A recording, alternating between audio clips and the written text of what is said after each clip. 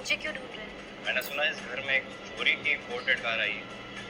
ये सुनते ही अवनी समझ गई कि इंस्पेक्टर कल रात गौतम की लाई हुई कार की बात कर रहा है। हाँ, कार तो आई है, पर वो मेरा हस्बैंड गौतम लेकर आया था। हमें खबर मिली कि उस कार की कीमत 50 करोड़ से भी ज्यादा है। तो कितना कमाते हैं आपके पति महीने के?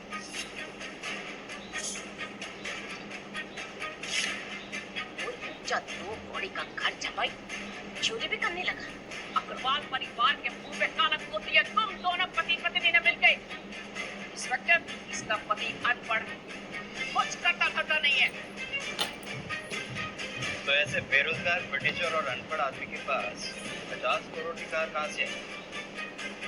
वो अपने दोस्त से उधार मांग कर लाया था। क्या कहा? उधार?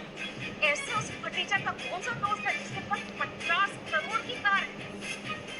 अगर है भी तो इतनी कीमती कार कौन किसी को उधार देता है? तो उसका नाम बताओ सौमित्रजादे का, जिसने 50 करोड़ की कार उस दो कौड़ी के आदमी को उधार दे दी।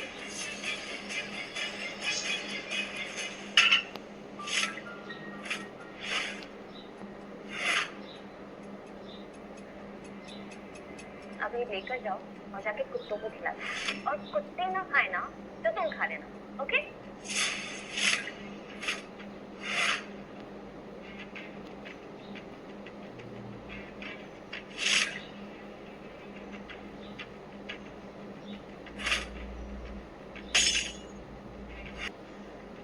शंभू, तुम्हारा दिमाग तो ठीक है? मेरा छोड़ो भी क्या, अपना देखो।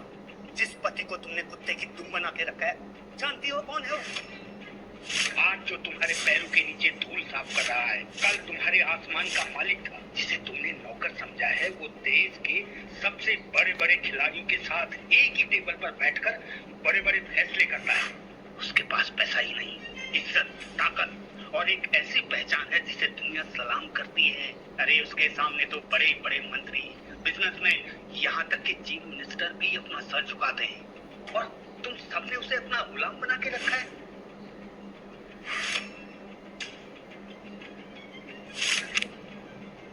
तुम सबका बाप है वो, बाप। शंभू, सटिया गया है क्या? क्या बोल रहा है?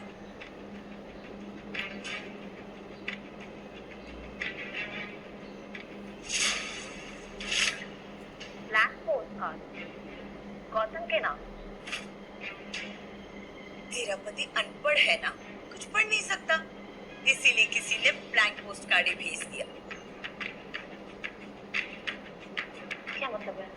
अवनी शहर की करोड़पति बिजनेस फैमिली अग्रवाल परिवार की बेटी थी, और खास बात ये थी कि अब से 1 साल पहले ही उसके दादा ने उसकी शादी एक अनपढ़ और गरीब लड़के गौतम से करवा दी थी, जो वहाँ घर जमाई बनकर रहता था और टॉयलेट साफ करना, जूते चमकाना जैसे काम करता था। दादाजी को वो कहाँ और कैसे मिला था ये कोई नहीं जानता था, पर आज जो हुआ वो कुछ नए सवाल ही ले आया था। गौतम,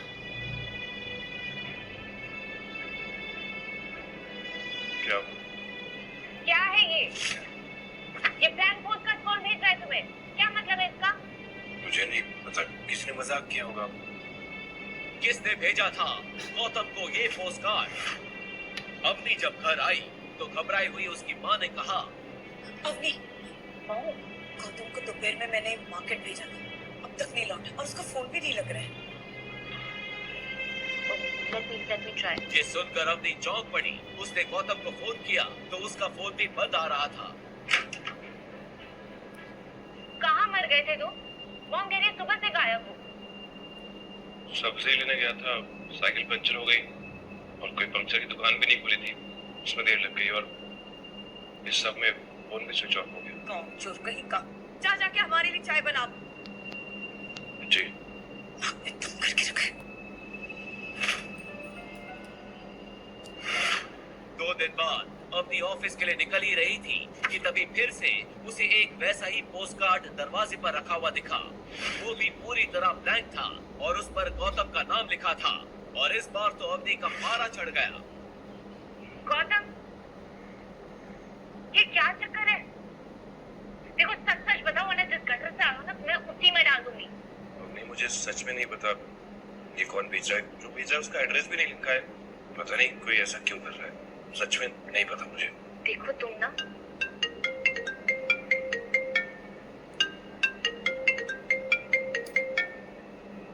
वैसे तुम सच्ची कह रहे हो, तुम्हें याद भी कौन करेगा। कौन भेज रहा था गौतम को ये ब्लैंक पोस्ट कार्ड? क्या राज छुपा है इस ब्लैंक पोस्ट कार्ड में? दोपहर में उसकी मां ने घबरा कर उसे फोन किया। Yes mom. अम्मी, गौतम आज सुबह से फिर से गायब है और फिर से फोन भी नहीं उठा रहा है।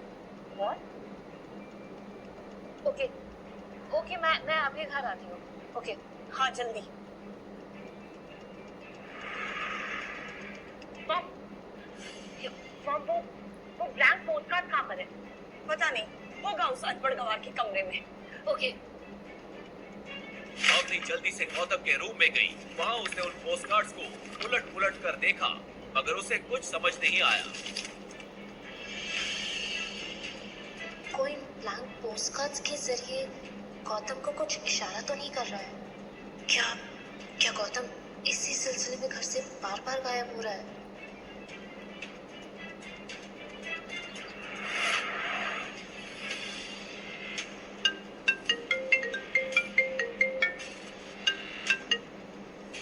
हाँ कबीर। हेलो अवनी, तुम्हारा ये अनपढ़ हस्बैंड बड़ा काम का चीज है। नहीं, सुबह मेरा ड्राइवर नहीं आया था तो मैंने कहा कि मेरी कार ऑफिस तक ड्राइव करके पहुंचा दूं, तो खुद ड्राइवर बन गया।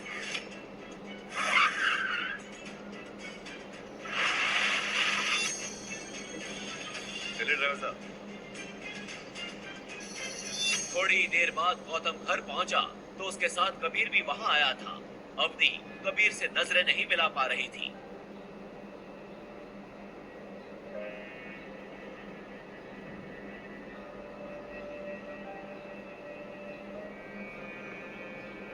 अवनी, तुम्हारे दादाजी को ये भिखारी ही मिला था। तो कहीं ऐसा नहीं हो कि तुम लोगों का सारा कीमती सामान लेके एक दिन ये भाग जाए। ये गौतम कभी किसी को डांट कर जवाब क्यों नहीं देता? नल्ला पति है मेरा। क्या कबीर की बात सच हो सकती थी? मैं जरा कपड़े धो लेता हूँ।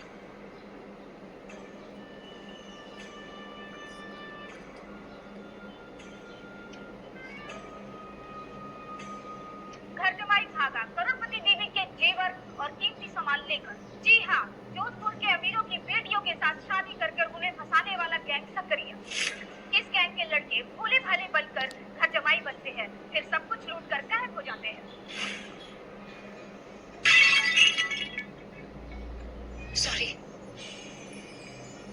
गौतम मगर गौतम ने कोई जवाब नहीं दिया। अवनी और घबरा गई और उठकर गौतम को किचन, बाथरूम, कुत्तों के रूम, हर जगह ढूंढने लगी, मगर वो कहीं नहीं दिखा। गौतम मॉम गौतम कहाँ है? अभी तो यही था, खिड़की के पीछे से टीवी देख रहा था। पता है आज भी पूरा दिन गायब था, एक काम नहीं किया काम छोड़। अपनी मम्मी की बात सुनकर अवनी के चेहरे का रंग उड़ गया। गॉड मॉम, मतलब उसने वो न्यूज़ सुन ली है। वो हमारी कार्ड, हमारी ज्वेलरी, सब कुछ लेकर भाग गया होगा। तूने रूम में चेक किया? उसकी माँ कुछ पूछती उससे पहले ही अवनी गौतम के रूम की तरफ भागी। कबीर भी उसके साथ वहां चला गया। ओह माय गॉड कबीर, मैंने गौतम का बैग नहीं है, मैंने अभी यहाँ पे गौतम का बैग रखा था। गौतम के पास एक छोटा सा बैग ही था जिसमें वो अपने कपड़े रखता। वो बैग वहां से गायब था और वहां एक चिट्ठी रखी थी। मेरा पीछा मत करना, जो समझ रही हूँ वो मैं नहीं हूँ। गौतम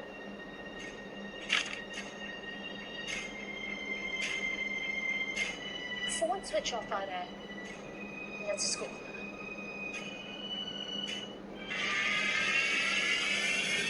अवनी, क्या कर रहे हो? अवनी, मैं मर जाऊंगा, क्या कर रहे हो? तुम मर जाओ, लेकिन गौतम अगर मेरी दादी के बर्थडे के लिए तो 5 लाख से कम का गिफ्ट आए ना, तो तुम्हारे छोटे छोटे टुकड़े करके ना गली के कुत्तों को खिला दूंगी।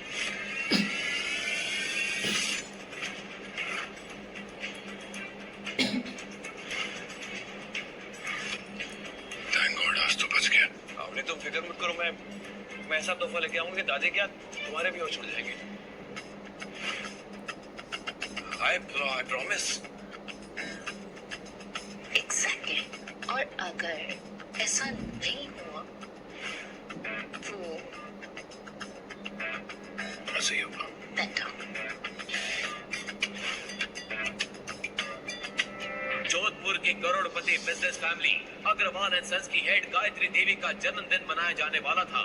शहर के बड़े बड़े रईस उस पार्टी में आने वाले थे, तो जायज है अवनी चाहती थी कि उनकी तरफ से उसकी दादी को दिया जाने वाला गिफ्ट बेशकीमती हो। लेकिन गायत्री देवी की पोती अवनी बहुत परेशान थी, क्योंकि उसके दादाजी ने उसकी शादी किसी अनजान वजह से इस बेहद गरीब लड़के गौतम से करवा दी थी।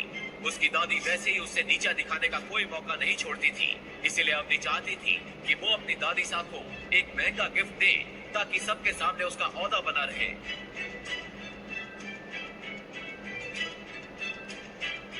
गायत्री देवी के गिफ्ट के बारे में सोचता हुआ आगे बढ़ ही रहा था कि अचानक पुलिस की टीम ने आकर उसे घेर लिया। कर लिया उन्हें इस चोर ने। चोर? मैंने क्या किया? मैंने कुछ नहीं चुराया। अच्छा यही इंस्पेक्टर साहब जो शोरूम पे चक्कर लगा रखा है, इसीने चोरी की है। दादी साहब का बर्थडे गिफ्ट लेने के लिए गौतम शहर की सबसे महंगी और लग्जरियस ज्वेलरी शॉप के सामने खड़ा था। ग्लास के पीछे चमक रहे करोड़ों के डायमंड नेकलेस को देखकर वो कुछ सोच ही रहा था कि तभी भिखारी की औलाद, क्या देख रहे हैं हमें? यहाँ पे एक एक जेवर 5 लाख से शुरू होती है। ये औकात है क्या यहाँ पे? चलना कैसे? सिर्फ एक ही तो रहा हूँ, देखने के पैसे लगते हैं क्या? ये औकात है क्या देखने के? चल निकल। मैं तो सिर्फ सामने खड़ा था, मैंने कुछ नहीं चुराया। अच्छा थाने चल, वहाँ के तेल बिगे डंडे तुझसे खुद उगलवा लेंगे कि तूने चोरी कैसे की और इतनी सी देर में हार किससे दे आया। चल ले चलो इसे। इंस्पेक्टर साहब आपको गलतफहमी हो रही है, मैंने कुछ नहीं चुराया। अरे गलतफहमी हो रही है आपको इंस्पेक्टर साहब, मैंने कुछ नहीं किया, मैंने कुछ नहीं चुराया। इंस्पेक्टर साहब आप गलत समझ रहे हैं मुझे। पुलिस वाले गौतम को उठाकर थाने ले गए। अरे छोड़ो मुझे, छोड़ो, क्यों पकड़ा है मुझे तुम लोग? छोड़ो। आप गलती कर रहे हैं सर। जाके अंदर चुपचाप बैठ जा, वरना मार मार के अधमरा कर दूंगा। और सुन, उस कोने में मत बैठना। अभी तेरे जैसे एक चोर को इतना पीटा है कि साले का मुंह निकल गया है। इंस्पेक्टर साहब आपको गलतफहमी हुई है, मैं कोई चोर नहीं हूँ, मैं अवनी अग्रवाल का पति हूँ। अच्छा, तो तू है अग्रवाल फैमिली का वो निठल्ला घर जमाई, आमिर बीवी को लुभाने के लिए चोरी कर रहा था। सर प्लीज मेरी बात सुनिए, मैंने कुछ नहीं किया है। देखिए आपको गलतफहमी हो रही है, मैंने कुछ नहीं किया है सर। हेलो अवनी मैम, आप अपने रखेल जैसे पति को पैसे क्यों नहीं देते? यहाँ हमारा काम बढ़ जाता है। क्या हुआ इंस्पेक्टर? अरे आपका मन बहलाने के लिए आपका राजकुमार सुनार की दुकान से चोरी करता हुआ पकड़ा गया। व्हाट? ये चोरी भी करने लगा? इंस्पेक्टर, आपको उसे मारना है, पीटना है, आपको जो करना है आप करिए, मैं उसे छुड़ाने नहीं वाली। पता नहीं दादाजी ने किस चोर को मेरे गले बांध दिया। गौतम को भी अब समझ नहीं आ रहा था कि वो इस लॉकअप से कैसे निकलेगा। उधर इंस्पेक्टर भी उसकी एक भी बात सुनने को तैयार नहीं था और उसी से ज्वेलरी शॉप में चोरी हुई डायमंड नेकलेस निकलवाने के जिद पे अड़ा था।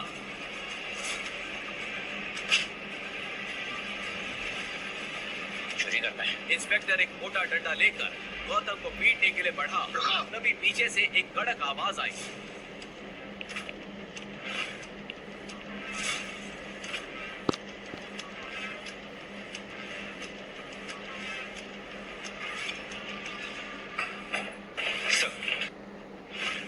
तुम्हारी हिम्मत कैसे हुई?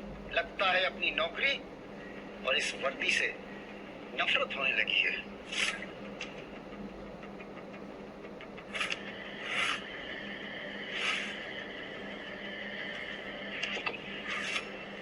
आपको यहाँ जो परेशानी हुई उसके लिए मैं आपसे माफी मांगता हूँ। सर, ये आप क्या कर रहे हैं सर? ये अग्रवाल फैमिली का आवारा सा घर जमाई है। सर, ये मित्तल सेठ की दुकान से हीरे का नेकलेस चोरी करते हुए पकड़ा गया है और तो और इसकी बीवी ने भी इसे छुड़ाने से मना कर दिया है। जो बेटा, अब तुम्हारा सस्पेंशन नहीं सीधा टर्मिनेशन होगा। अरे जानते भी हो तुम ये किसको लेकर आए हो यहाँ पर? अरे अगर ये चाहे तो उस जैसे 10 ज्वेलरी शॉप खरीद कर मुझे वहां गार्ड बनाकर बिठा दे। फिर कमिश्नर ने अपने मोबाइल पर उस इंस्पेक्टर को कोई मैसेज दिखाया। वो देखते ही इंस्पेक्टर का चेहरा सफेद पड़ गया। सर, मुझसे भूल हो गई। अब मुझे प्लीज माफ कर दीजिए। सर, रुको, मुझे क्षमा करें। आइए मैं आपको अपनी गाड़ी से घर छोड़ देता हूँ। ठीक है, मैं सब भूल जाऊंगा, लेकिन एक शर्त पे। आपको भी मेरा ये राज भूलना होगा। मेरे इस राज के बारे में कानो कान किसी को खबर नहीं होनी चाहिए, खासकर मेरी बीवी को। गौतम के इतना कहते ही पूरे पुलिस स्टेशन में हंगामा मच चुका था। लेकिन एक सवाल, क्या सच में गौतम कोई चोर था या इसके पीछे कोई गहरा राज छुपा था? और क्यों कमिश्नर ने उसे हुक्म कह के बुलाया? आगे एक ऐसा राज खुलेगा जो आपके होश उड़ा के रख देगा। गौतम जैसे ही थाने से बाहर निकला, एक लग्जरी कार आकर वहां रुकी। उसमें से एक बुजुर्ग शख्स उतरे और उन्होंने गौतम के हाथ में एक छोटा सा बॉक्स दिया।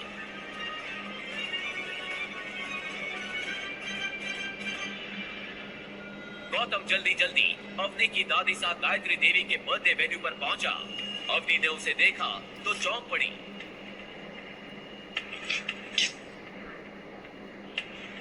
यहाँ कहाँ से आ गए? चोर कहीं के, किसने छुड़ाया तुम्हें थाने से? वहीं पड़े पड़े सड़ जाते ना तो अच्छा होता।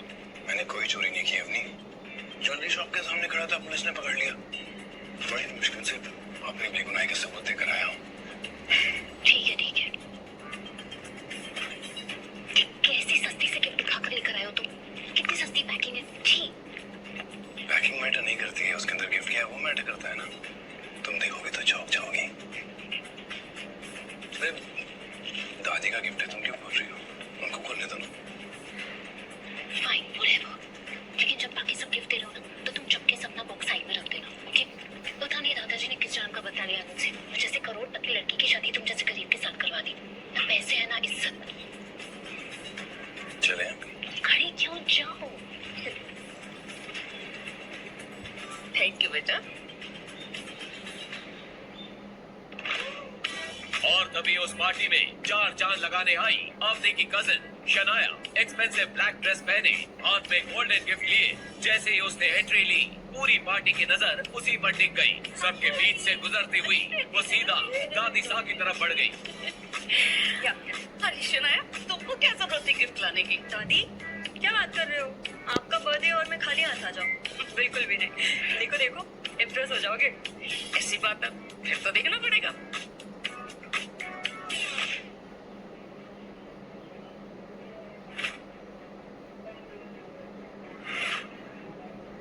डायमंड पेंडेंट, इतना चमकीला हीरा अपनी 75 साल की उम्र में तो मैंने पहली बार देखा है। शनाया बेटी, तुम तो इस घर की बेटियों से बिल्कुल अलग हो। समझदार और स्मार्ट, बहुत खूबसूरत है, बहुत अच्छा है। ऐसा बोलकर गायत्री देवी ने अवनी की तरफ देखा और अवनी ने शर्म के मारे अपना सिर झुका लिया। ये डायमंड पेंडेंट तो काफी महंगा होगा, है ना श्रेया? हाँ, पूरे 1.5 करोड़ का है। लगता है तुम्हें किसी ने उल्लू बनाया। 5 लाख का पेंडेंट 1.5 करोड़ में बेच दिया। कुछ भी। और वैसे भी जो लोग खुद की जेब में 500 रुपए का नोट लेकर घूमते हैं ना, वो किसी और को लाखों करोड़ों का ज्ञान नहीं दिया करते। वो इस पार्टी को खराब करते आया।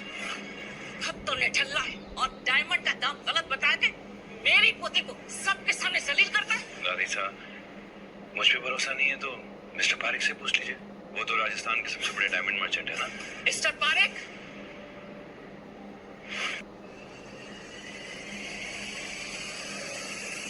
देखिए और दाम बताइए।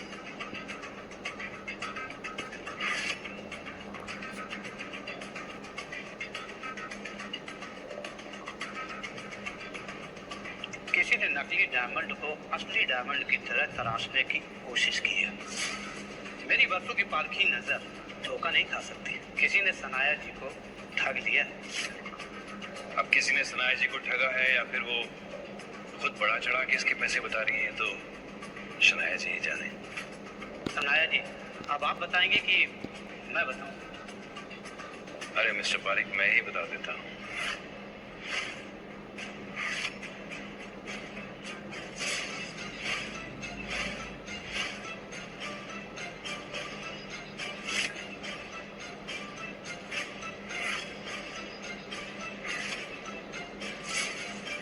सॉरी, तुम्हारा पेंडेंट डायमंड का नहीं, कांच का है।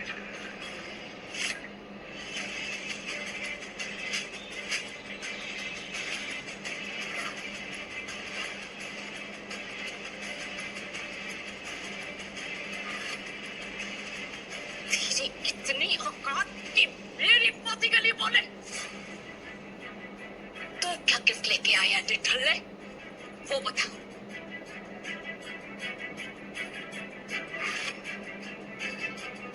ये भी 2 कौड़े का होगा।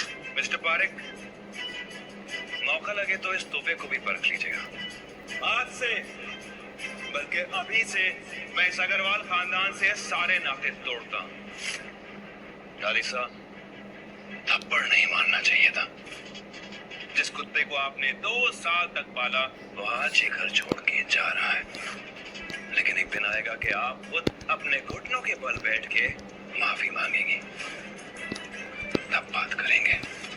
अपने कहे शब्दों के गुरूर में गौतम पार्टी से चला गया। उसके इस तेवर से पार्टी में आए मेहमानों का मनोरंजन तो हुआ ही था, लगे हाथ अपनी की बेइज्जती भी हो गई थी।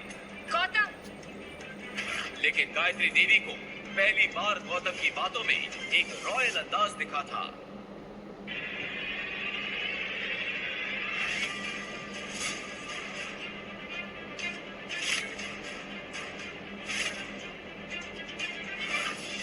गौतम, अरे गौतम को रोको कोई!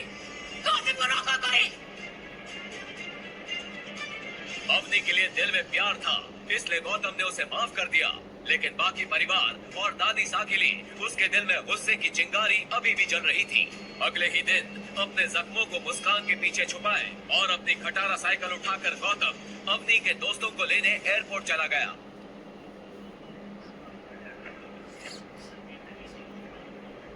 प्लेन लैंड करे 20 मिनट हो चुके थे। अवनी के 2 दोस्त एयरपोर्ट पर गौतम का वेट कर रहे थे। यार दिया, क्या हुआ तेरे उस फ्रेंड के पति का? देखना अभी तक आया नहीं। आई नो, आता ही होगा। यू नो, मेरी फ्रेंड है ना अपनी, वो बहुत अमीर है।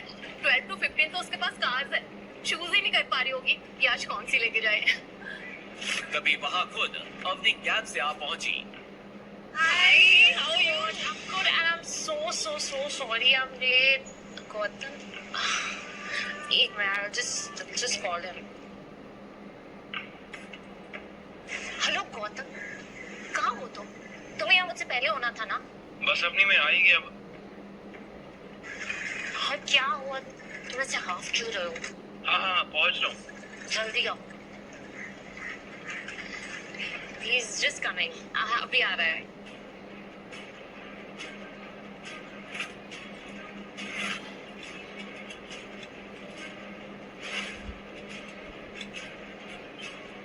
सॉरी, थोड़ा लेट हो गया। गौतम को देख रिया को तो यकीन ही नहीं हो रहा था कि कोई इंसान साइकिल पर किसी को लेने एयरपोर्ट कैसे आ सकता है, और अवनी तो शर्म से पानी पानी हो रही थी। शी अवनी, तेरा ये भिखारी पति अभी तक भिख मंगा है, हमें एयरपोर्ट पे लेने अपनी खटारा साइकिल पे आ गया। छी, ये अवनी का पति है। मुझे तो लगा कोई भिखारी है। ये साइकिल वही थी जिससे गौतम दूल्हा बनकर अपने ससुराल में आया था, और जिसे देख सब हंस हंस के लोटपोट हो गए थे। अवनी की कजन शनाया ने तो उसका बड़ा मजाक बनाया था। वाह, क्या बात है दीदी, तुम्हारा दूल्हा तो कमाल का है। दूसरों के दूल्हे कार से, हेलीकॉप्टर से एंट्री लेते हैं, तुम्हारा वाला तो मस्त साइकिल से आया है। अपनी अभी भी समय है, भाग जा इस शादी से, वरना आज तो तेरी फैमिली तुझ पे हंस रही है।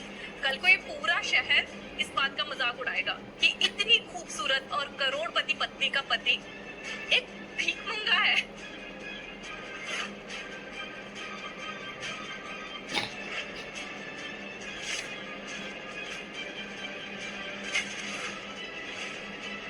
तुमने क्या कसम खा रखी है गौतम कि सबके सामने मेरी नाक कटाओगे? मेरी करोड़पति पति फ्रेंड्स को एयरपोर्ट पे लेने के लिए साइकिल से आए हो, तुम्हें शर्म नहीं आती?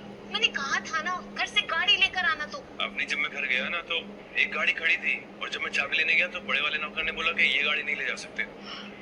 तो मैं क्या करता? God, I can't with you, Gautam. You know, तुम लोग घंटा हो जैसे कोई भी बचा के चला जाता है। घंटा? घर के जमाई होने के बाद भी घर के नौकर तुम्हें डांट लगा के चले जाते हैं। You know why? क्योंकि तुम एक फटेहाल भिखारी हो। अरे गाड़ी नहीं थी तो कैब से आ जाते ना। पैसे नहीं थे मेरे पास, सिर्फ 75 रुपए थे। फिर मैंने सोचा मैं यहाँ आके तुमसे पैसे ले लूंगा। You know what? थोड़े पैसे मुझसे ले लो और जाके जहर लेकर आ जाओ। तुम जैसे भिखमंगे पति होने से बेटर है कि मैं मर जाऊं। You know what?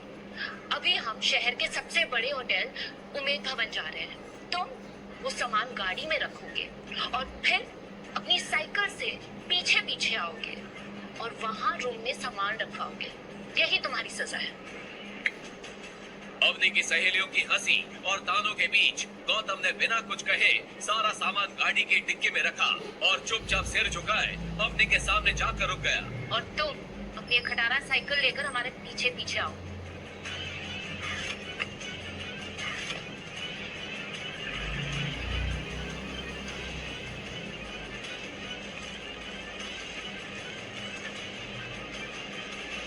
अवनी की फ्रेंड रिया और उसकी फ्रेंड्स उस होटल के रिसेप्शन पर पहुंचे। उसे देख होटल का मैनेजर पूरे अदब के साथ बोला, खम्मा खड़ी मैडम, बताइए मैं आपके लिए क्या सेवा कर सकता हूँ? मुझे आपके होटल में एक कमरा चाहिए आज के दिन। 1 minute madam. I am sorry madam, दरअसल खुद सीएम साहब अपनी पार्टी के लोगों के साथ यहाँ पर रुके हुए हैं तो हमारे पास कोई भी रूम खाली नहीं है। क्या? मैं आपको 10 गुना ज्यादा पैसे देने के लिए रेडी हूँ। आप प्लीज एक कमरा अरेंज करके दीजिए। सिर्फ आज नहीं, अगले 3 दिनों तक हमारे पास कोई भी रूम खाली नहीं है क्योंकि सीएम साहब अगले 3 दिनों तक यहाँ पर रुके हुए हैं। आप जानते हैं मैं कौन हूँ? देखिए आप कुछ भी करिए और मेरे फ्रेंड्स को एक कमरा अरेंज करके दीजिए please. I am sorry madam, जब तक सीएम साहब यहाँ पर रुके हुए हैं मैं आपको रूम अरेंज नहीं कर पाऊंगा, तो प्लीज आप किसी दूसरे होटल में मैनेज कर लीजिए। क्या याद दिया? तू तो बहुत बड़ी बड़ी बातें बोलती थी अपनी के बारे में कि इस शहर के सबसे बड़े खानदान से है, और ये क्या एक रूम तक अरेंज नहीं कर पाई?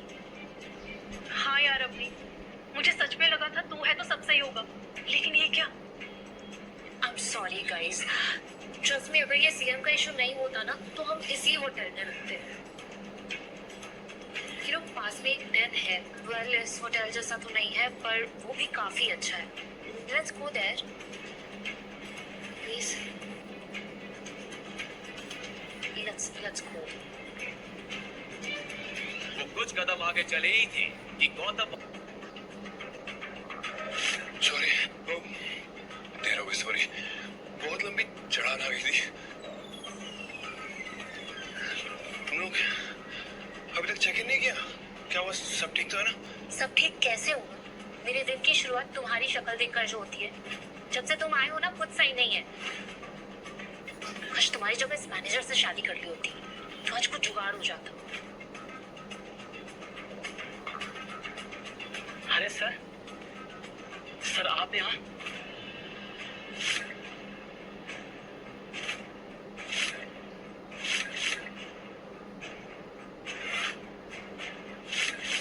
सर आप यहाँ हमारे गरीब खाने में? सर हम धन्य हो गए सर हमारा सौभाग्य सर कि आप सर यहाँ पर आए। सर अब आप आ ही गए हैं तो मैं आपको अपने होटल का सबसे लग्जरियस रूम बुक कर देता हूँ। ये क्या बकवास है? हमारे लिए आपके पास अगले 3 दिन तक कोई कमरा नहीं है और इस भिखारी के लिए स्पेशल रूम। हाउ? क्या कहा आपने? भिखारी? लगता सर के बारे में आपको मालूम नहीं है। गौतम साहब, और इससे पहले कि वो मैनेजर आगे कुछ कहता कि अंदर खबर फैल गई। जैसे ही अंदर खबर फैली कि गौतम उम्मीद भवन में आया है, अंदर से राज्य के सीएम गौतम सर अपने सभी नेताओं के साथ बाहर आए और फिर जो हुआ उसे देखकर तो अवनी, रिया और उसकी सहेलियां लगभग बेहोश हो गई।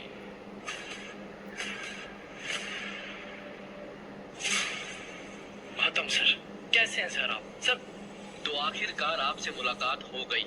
सब सच कह रहे थे। आज मेरा और मेरी पार्टी का लकी डे है सर। इलेक्शन आ रहे हैं सर, आपकी कृपा दृष्टि हम पे बनाए रखिएगा सर। पूरे राज्य में सब एक ही बात कहते हैं सर, जिसके सर पर गौतम जी का हाथ है उसी की सरकार, उसी का विकास है। बस गौतम सर, आपसे सहयोग की आवश्यकता है। अपनी इतनी खातिरदारी देखकर जहां गौतम अनकंफर्टेबल फील कर रहा था, वहीं दूसरी ओर अवनी और उसके दोस्त हैरान थे कि गौतम के आगे राज्य का चीफ मिनिस्टर और शहर के सबसे बड़े 5 स्टार होटल का मैनेजर हाथ जोड़े खड़े थे। तभी गौतम ने आंखों ही आंखों में उन दोनों को कोई इशारा किया। इशारा पाते ही सीएम की टोली अपने रास्ते निकल गई। उनके जाते ही गौतम सबसे हिचकिचाते हुए बोला, क्या चल रहा है इस होटल में? पता नहीं लोग मुझे कौन सा गौतम समझ रहे हैं। तभी तो मैं ये सोचूं कि गौतम जैसे भिखमंगे के साथ सीएम सर हाथ क्यों मिला रहे थे। जमाई जी, जमाई जी, जमाई जी। और तभी वहां भागती हुई अवनी की दादी गायत्री आ पहुंची। उनके हाथ में अब तक गौतम का दिया हुआ गिफ्ट था। जमाई जी, हमें माफ कर दीजिए। हमसे बहुत बड़ी भूल हो गई। हमारे घर में ही करता और हमने उसकी कदर नहीं की।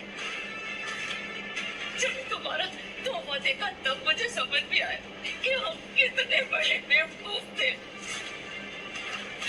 तुम्हारा धोखा करोड़ों रुपयों के हीरे जवाहरात से भी ऊपर है। हमसे बहुत बड़ी भूल हो गई। हमें माफ कर दो। जवाई जी, हमें माफ कर दो।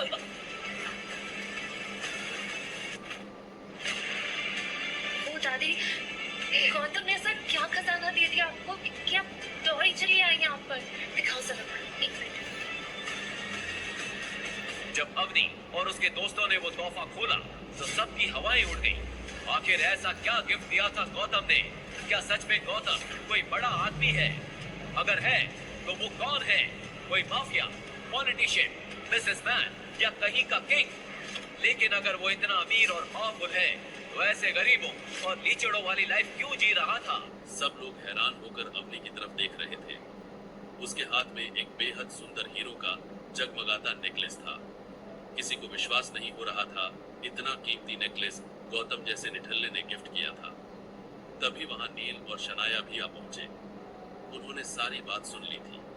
शनाया को गायत्री देवी का ये बदला रुख देखकर काफी गुस्सा आ रहा था। तभी अचानक अवनी ने गौतम से पूछा, गौतम, सच सच बताओ, तुम्हारे पास ये नेकलेस कहाँ से आया? मैं अगर कुछ कहूँगा तो तुम मेरी बात का यकीन करोगी? अवनी बिना इस बात का जवाब दिए गौतम की आंखों में आंखें डालकर देखने लगी। ये मुझे किसी और ने दिया है, खास तुम्हें देने के लिए। अच्छा, वाह, तुम जैसे फालतू आदमी को कोई इतनी महंगी चीज क्यों देगा? इससे पहले कि आगे कोई और सवाल जवाब कर पाता, गायत्री देवी गुस्से में बोली, बस इस तरह बाहर तमाशा करना सही नहीं है। बाकी बातें घर पर होंगी। गायत्री देवी को भी अब पछतावा हो रहा था कि बिना सोचे समझे वो ये मान बैठी कि गौतम जैसा निठल्ला इतना कीमती हार गिफ्ट कर सकता है। उन्हें खुद पर गुस्सा आने लगा। इधर गौतम को भी इस बात का अंदाजा हो चुका था। उसने मौका देखते ही मुंशी जी को अग्रवाल मैंशन पहुंचने का मैसेज कर दिया। घर आते ही अवनी गुस्से में चिल्लाई, गौतम, बस बहुत हुआ। आखिर और कितना झूठ बोलोगे? ये तो तुम्हें दिख नहीं रहा कि तुम्हारी वजह से हमारे परिवार की कितनी बेइज्जती हो रही है? बस मुझे और कुछ नहीं सुनना। अभी के अभी दादी के पैरों में गिर के माफी मांगो। मैं सच कह रहा हूँ, ये नेकलेस मैंने चुराया नहीं है। अगर तुम्हें मेरी बात का यकीन नहीं है तो तुम पुलिस को बुला सकती हो। शनाया ने गुस्से से कहा, हाँ, वो तो हम करेंगे ही। आज तुम यहाँ से बचकर नहीं जाने वाले। ये कहते हुए शनाया अपना मोबाइल निकालकर पुलिस का नंबर डायल करने लगी, लेकिन अवनी ने उसी वक्त उसे रोक दिया। 1 मिनट शनाया, अभी तक कुछ साबित नहीं हुआ है। शनाया गुस्से में बोली, अब साबित होने को क्या बाकी रह गया है? तुम्हारा पति चोर है, चोर था और चोर ही रहेगा। शनाया ने ये कहते हुए नंबर डायल कर दिया, लेकिन इससे पहले कि वो पुलिस को फोन लगाती, उसे मुंशी जी सामने से आते हुए दिखाई दिए। आज ये हो क्या रहा है? इससे पहले कि गायत्री देवी आगे आकर मुंशी जी से कुछ पूछती, मुंशी जी ने अपने गार्ड्स को इशारा कर दिया। उनकी आंखें गुस्से में लाल थी। इतने बड़े एम्पायर के मालिक गौतम की बेइज्जती होती वो देख नहीं पा रहे थे। सब वापस ले चलो, कुछ नहीं रहना चाहिए। क्या हुआ आप? ये सब मैं प्लीज मुझे अभी किसी से बात नहीं करनी। मुंशी जी की बात सुनते ही सभी गार्ड्स ने हॉल में रखे हुए गिफ्ट्स को वापस गाड़ियों में भरना शुरू कर दिया। रघुवीर और सिद्धार्थ एक दूसरे को देखने लगे। किसी की कुछ समझ नहीं आ रहा था। उसी वक्त सिद्धार्थ मुंशी जी को समझाने के लिए आगे आ गया। सर क्या हुआ? आप किसी बात पर नाराज तो नहीं हो गए? अगर कुछ बात हुई है तो हम बैठकर सुलझा लेते हैं। मेरे डैड राठौड़ फैमिली को अच्छे से जानते हैं। कौन है तुम्हारे डैड? मैं तुम्हारे डैड को जानता भी नहीं हूँ, इसलिए हटो मेरे रास्ते से। राठौड़ परिवार की तुम जैसे लोगों के साथ जान पहचान। अरे तुम्हारा दिमाग ठिकाने पर है? मुंशी जी का तमतमाया हुआ चेहरा देखकर सभी डर के मारे एक दूसरे को देखने लगे। लेकिन गौतम शांत खड़ा होकर तमाशा देख रहा था। भैया और उसके परिवार के लिए ये सारी बातें हैरान कर देने वाली थी, लेकिन गायत्री देवी अपने परिवार की खुलेआम बेइज्जती होते नहीं देख पा रही थी। रघुवीर जी, आखिर ये सब हो क्या रहा है? आप कुछ बोलते क्यों नहीं? रघुवीर ने मौके की नजाकत को देखते ही अपना सिर झुका लिया। वो बात अच्छे से जानता था कि उसके मुंह से एक भी शब्द नहीं। नील अब तक गायत्री देवी को देख रहा था। वो अपनी बहन और दादी का मायूस चेहरा नहीं देख पा रहा था। उसने मुंशी जी से आकर कहा, सर मेरी बात सुनिए। हम लोग दरअसल। हट जाओ, मुझे अपना काम करने दो। ये बात कहते हुए मुंशी जी गौतम को देखने लगे। उसी वक्त गौतम ने शनाया की तरफ इशारा कर दिया। मुंशी जी की नजर अचानक ही शनाया के हाथ में पकड़े नेकलेस पर चली गई। ये नेकलेस तुम्हारे पास कहां से आया? मैं यही बात आपको समझाने की कोशिश कर रहा हूँ। ये नेकलेस इस गौतम ने चुराया था और हम इसलिए पुलिस। साफ मालूम पड़ रहा था कि नील को बात घुमाने का मौका मिल गया था। लेकिन मुंशी जी ये बात सुनते ही गुस्से में लाल हो गए। किसने कहा कि नेकलेस इन्होंने चुराया है? सर, नील ठीक कह रहा है।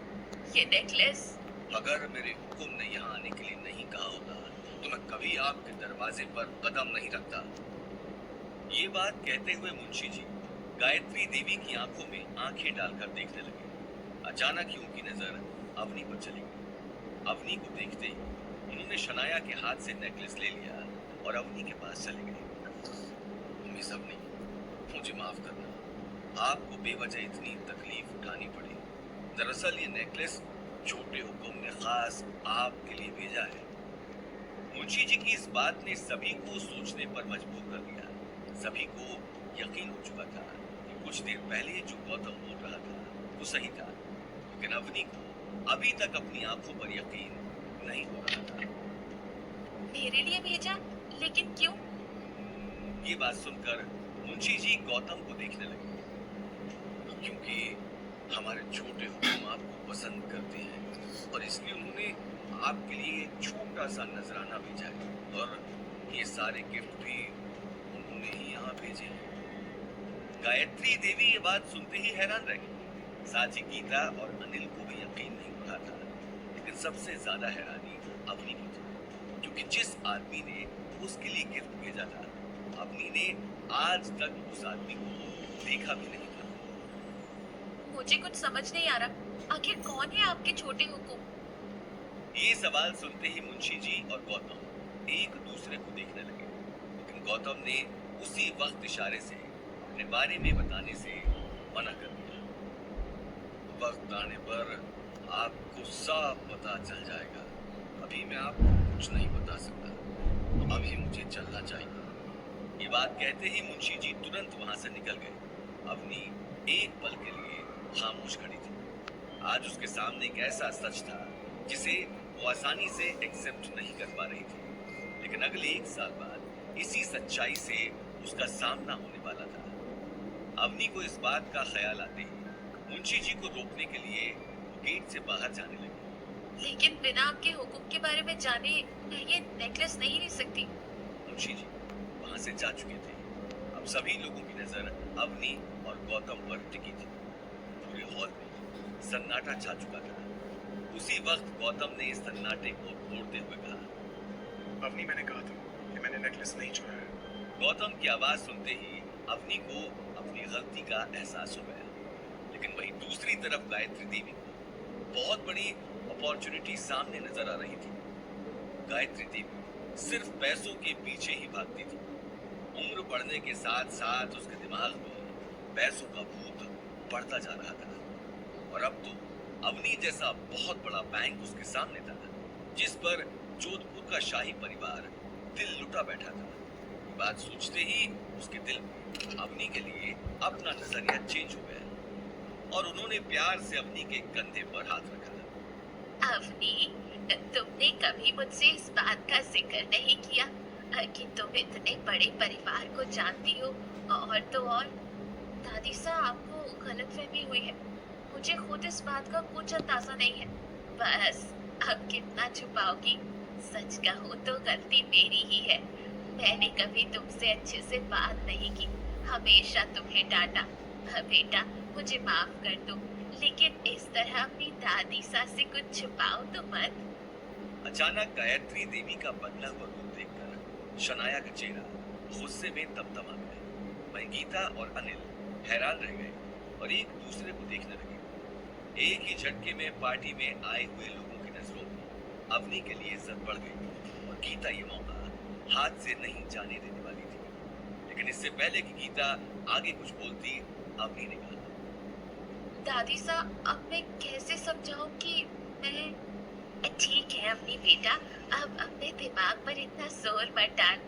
भाषा, अब अवनी की उम्र ही क्या है, और ऊपर से मेरी बेटी मेरी तरह ही इतनी ब्यूटीफुल भी है। हो सकता है अवनी ने जोधपुर के छोटे हुकुम को नहीं देखा हो, लेकिन उनकी नजर तो मेरी बेटी के ऊपर पड़ गई है। ये बात कहते हुए गीता गायत्री देवी को देखने लगी। अवनी बेटा देख, तकदीर खुद तेरे पास आई है, इसीलिए आज मेरी बात को मत डालना। तो प्लीज इस गौतम को डिवोर्स दे दे, और जोधपुर के छोटे हुकुम, जिंदगी में पहली बार तुम्हारी माँ ने कोई ढंग की बात की है। मेरा भी यही कहना है कि जितनी जल्दी हो सके इस गौतम को तलाक दो। वैसे भी जब से तुम्हारी इससे शादी हुई है, तब से... गायत्री देवी गौतम के पास आकर उसकी आंखों में देखने लगी। अवनी अब गौतम के खिलाफ नहीं सुन सकती थी। वो अगले ही पल गौतम और गायत्री देवी के बीच आकर खड़ी हो गई। बस दादी साहब, इस बार गौतम की कोई गलती नहीं थी। उसके बावजूद भी आप लोगों ने उसे इतना कुछ कहा, लेकिन अब और नहीं, और मैं गौतम को डिवोर्स नहीं देने वाली। अवनी की आंखों में खुद के लिए गुस्सा देखकर गायत्री देवी का चेहरा तमतमा गया। परिवार में आज तक किसी ने भी गायत्री देवी की बात काटने की हिम्मत नहीं की थी। तुम जैसी बित्ते भर की लड़की की इतनी हिम्मत कि तुमने मेरी बात बीच में काटी। मैंने सोचा तुम्हारे अंदर थोड़ी सी तो अकल बची होगी, लेकिन तुम्हारा दिमाग भी तुम्हारे बाप की तरह बिल्कुल खाली है। अरे जब अपने पति की इतनी ही बड़ी है, तो फिर शादी के बाद अपने पीछे आशिक क्यों लगा रखे हैं? बाहर चक्कर चलाने से पहले कम से कम अपने पीछे लगे नाम का तो ख्याल कर लेती। कम से कम हमारी इज्जत तो बची रहती। एक के बाद एक गायत्री देवी ने बंदूक की गोली की तरह कड़वी बातें बरसाना शुरू कर दिया। अवनी की आंखों में खिली हो चुकी थी।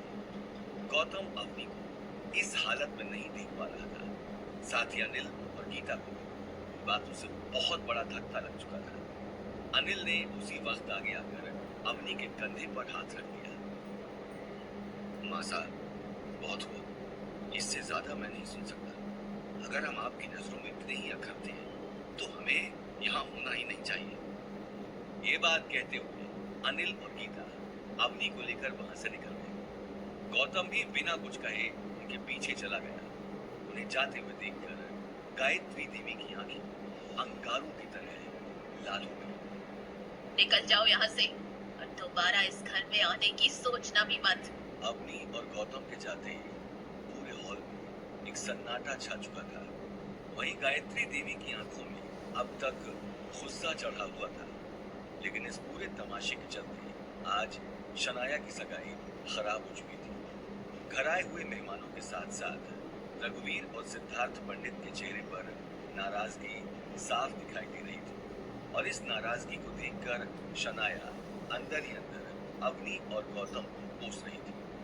अपनी बहन का उतरा हुआ चेहरा देखते ही नील ने आकर उसे गले लगा लिया। शनाया बस, अब रोने की जरूरत नहीं है, अब रोएगा तो ये गौतम और उसके साथ साथ उसकी प्यारी पत्नी अवनी। ये बात कहते हुए नील एकटक गेट के बाहर देखने लगा।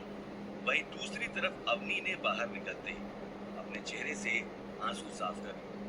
कुछ ही देर में सभी कार में बैठकर घर की तरफ निकल गए। अब अपने कहे हुए शब्दों पर पछता रही थी जो उसने गौतम से कहे थे। उसने गौतम को कार चलाते हुए देखकर कहा, गौतम, तुम्हें नील से उलझने की जरूरत नहीं है।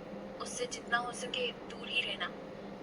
हाँ अम्मी, लेकिन मैं बस यही समझा रहा था कि उसने मेरे ऊपर झूठा इल्जाम लगाया है। उसके लिए सॉरी, लेकिन उससे जितना हो सके दूर रहना।